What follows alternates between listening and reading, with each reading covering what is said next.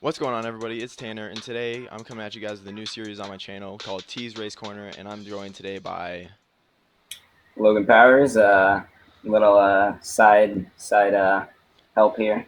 a little side commentary. And today we're going to be discussing the Pocono race that was raced yesterday on Monday. So, what'd you think about the race? Well, it was definitely caution filled. I mean, we saw a lot of guys on the restarts going for positions and got a little hectic down in one and two. We know that the cars are, real aero loose. So with those cars racing side by side down into those corners, we saw a few wrecks coming off too. Yeah, the race was overall. I thought it was pretty exciting. It had its moments, but in the end, Kurt Busch ended up winning it. He saved enough fuel to get to the end, which was surprising. I thought more cars were going to run out of gas, but they ended up making it all the way. All right, But I so guess sorry, go. we can say our picks. We can let them know who we picked for the race. All right, yeah. So I'll start with my picks. My picks to win the race were Carl Edwards and Jimmy Johnson, and Carl ended up getting eighth. Jimmy got 35th because he got loose, ended up wrecking. We can talk more about that later. And I picked Truex, finished 19th. I figured, coming off a win, won here last year, I figured he'd be a little bit stronger than he was, but they didn't show all that much speed. And then I also picked Joey Logano, who started on the front row. Right from the get go, he really took the lead, but kind of fell off. He kind of rode around all day, but he was there. He just didn't quite pull off the win. Yeah. All right, and so we're gonna just recap the race right now. So the race started on Monday, obviously, because due to the rain, it got rained out. So they scheduled a competition caution on lap 17, which most of the drivers took advantage of that and took two tires because it was so early, and some of the cars stayed out though. But Truex ended up, he came out in pit and he made contact with Matt DiBenedetto coming out of his pit stall, and it damaged his splitter, so he had to come back through. So that put a little struggle on his day to start it off. Yeah, I mean, then on pit road we saw the Chew car, the Jackman. He kind of body slammed the right side door panel there, and which I mean, I don't know. I don't think that really helped him any. They were saying NASCAR was saying, you got to come down and fix it because he's going to get a better side draft. But overall, do you really think that helped him? I think it could have helped him, but I don't think it, like overall it like gave him an advantage over anyone else. But I think it helped him Right. maybe just a little bit. Yeah, I mean, well, it's whatever. I mean, they got it fixed and they actually got a solid finish out. So Yeah, they did. Yeah, they ended up getting it back going. Um, And then Tony Stewart on lap 94, he ended up getting loose in coming off of turn two, I think, or turn yeah, one, and ended up getting into Danica Patrick, and then she slid down and hit Lanny Castle. So not a good day for Tony. A lot of people were thinking he was going to do really good at this track because he just, I don't know, I think he's pretty good at Pocono normally. He ended up taking out his teammate and ending their day. yeah. And I mean, Tony was actually, I think he started sixth, and he was up top 10 throughout the day. And I also thought that maybe he could get a top five at least. hmm I think anywhere in the top 10 really would be a good finish for those guys. Yeah, Tony normally runs pretty good at the bigger kind of tracks like Indianapolis and Pocono. And then Casey Kane ended up getting the 31 car loose. He just got under him just a little bit. And then Newman kind of went up, hit Kyle, and then Kyle hit the wall and ended up having to go to the garage. So Kyle was not able to check off Pocono as one of his races to win at. He only has two tracks left, I think. Yeah. And then lap 43 or 43 to go, Austin Dillon has a problem with the right front rotor.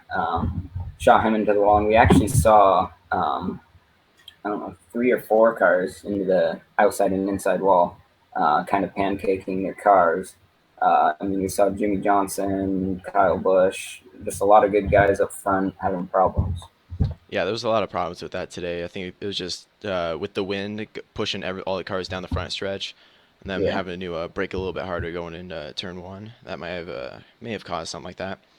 Um, but then during that caution, the 78 car, he only took two tires on that pit stop, but running around under yellow, his right rear actually started to go down, so he had to come back through. It was totally flat, so he had to come back through and get two more tires, so that put him back. So the 78 kind of struggled all day overall on pit road. Yeah, and then as I was saying before, Jimmy Johnson, he had a solid run all day, um, and then he got up. Who was it? He got up under Chase Elliott, I think, and coming off of one, just like we were talking about before, it looked like he got arrow loose and kind of came down. He had it saved, just there wasn't much room down on the apron for that inside wall, and he kind of ruined his day there.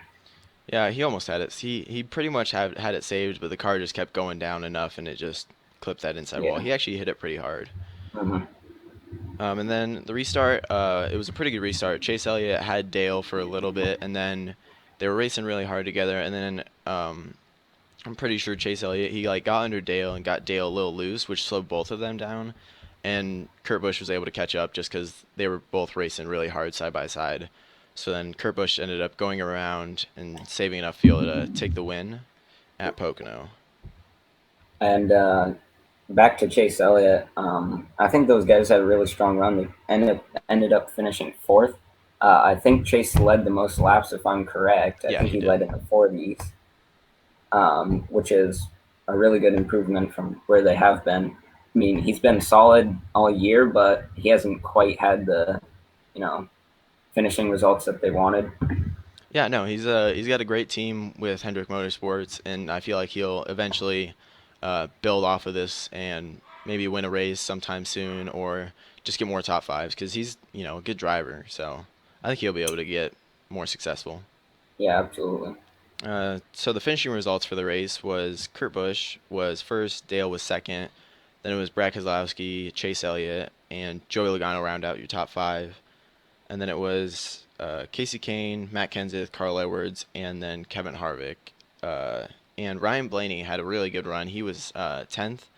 He starting to see some good runs out of those Fords, which is kind of surprising. Yeah, and then 11th was Kyle Larson, 12th was Ryan Newman, 13th was Trevor Bayne, which is a solid day for that Roush Fenway team. Mm-hmm. Then it was the 11 of Denny Hamlin, and then 15th is Ricky Stenhouse. Yeah, so the Fords actually ran pretty good. They had most of them up in the top 15. They had, let's see, Ricky Stenhouse, Trevor Bayne, Ryan Blaney, Brad, and then Joey. So a lot of Fords up there, but surprising finish from the Roush Fenway cars. Yep. It's good to see them get up and running up there. Yeah, and that changed up the points a little bit as we hop over to the points. Look at them. Kyle Busch, obviously in the lead. He's got 3 wins, picked up right back where he was last year. Yep. Brad Keselowski with 2 wins. He's second. These guys are all locked in. Carl Edwards is third. Jimmy Johnson's fourth. Kevin Harvick's fifth. He's the first car with 1 win. Let's see. Kurt Busch moves all the way up to 6th with that win at Pocono. And then it's Martin Truex Jr., Matt Kenseth, Denny Hamlin, Chase Elliott into the top 10. You can take it from here. Yeah, Chase Elliott, he moved up, I think, a little bit in the points, up in the 10th. So I think if he keeps running consistently, he'll be able to stay up there and maybe possibly get a win to lock himself in the chase. Then we have Joey Logano in 11th. He's 76 points to the good. And then there's Dale Jr., 47 points good. Austin Dillon, 14 points good. Jamie McMurray, Ryan Blaney, and Ryan Newman finish out your chase as it stands right now. Ryan Newman is only 4 points to the good, and then it's AJ Allmendinger, 4 points out of the chase. Ricky Stenhouse Jr., Casey Kane, and then Trevor Bayne. So what do you think? How do you think this is going to play out? Who do you think is going to get a win to lock themselves in the chase? Well, I don't know if Trevor Bayne's going to win, but I know that those guys are definitely improving. Same with Ricky Stenhouse, Roush Fenway, doing a great job, picking up their pace here. The last few years, they haven't been too strong. But, Dale Jr. has definitely got to win. He's got to win. I think he has a good shot at it. They haven't had qualifying speed. I think this week at Pocono was the first time he qualified in the last 12. Hmm. So I think if they can find something and improve a little bit, I think that they have great cars. I mean, I know they're always there at the end. He's just got to run into a little bit of luck, I think. Yeah, and we got Daytona coming up, so there's a Yeah. chance that anyone can get a win. AJ Allmendinger, Ryan Blaney, McMurray. He's already won at Daytona once. So yeah, Austin Dillon could even get a win at Daytona or somewhere Yeah. else. I don't know if Austin Dillon Absolutely. would be good enough, but those RCR cars, they're not terrible. No, and I mean, nowadays we're seeing at restrictor plates, it's more the fast guys that are always winning. You know, the last few times at restrictor plates, we've seen Brad Keselowski win, Joey Logano win. And this top 20 right here that we just read off, I think all these guys have a perfect shot. I mean, the cars after them, maybe not such a great shot at the win, but they'll definitely be up there. Yeah, I agree. And with the restrictor plates, you never know, but it's starting to look like more of there's not that many big wrecks to take out a lot of people, and it's pretty much if you're up front near the end, you're pretty much going to have a good finish and a good shot at the win. Yeah, so next race is going to be at Michigan. Hmm. Any predictions that you got? I don't know. Michigan, they're running that new aero package, if I'm not wrong, and I think that'll help out some drivers, and it also probably hurt some drivers because they're not used to it. But um, I don't know. I think the Fords they normally do good there. I think we might see some good runs from the Roush Fenway cars, just like we saw today or yesterday with Trevor Bayne and all those other cars. So is there two specific cars that you want to pick? All right. For my picks for Michigan, Ooh, I'm gonna pick Brad Keselowski and Kyle Larson. Kyle Larson. Yeah, I think he could also get a win. He's been real close a couple times. He's just got to, I think at the end he gets a little antsy and he kind of loses it other times. But my picks for Michigan, I'd have to take Kevin Harvick. I mean, he's really good at the mile and a half tracks or basically any track. But those tracks he really, really excels on. And let's see. I know the Hendrick cars have always been good at Michigan. We see Jeff Gordon win there a lot. So Yeah. um, I'll take I'll take Dale Jr. I think Jr.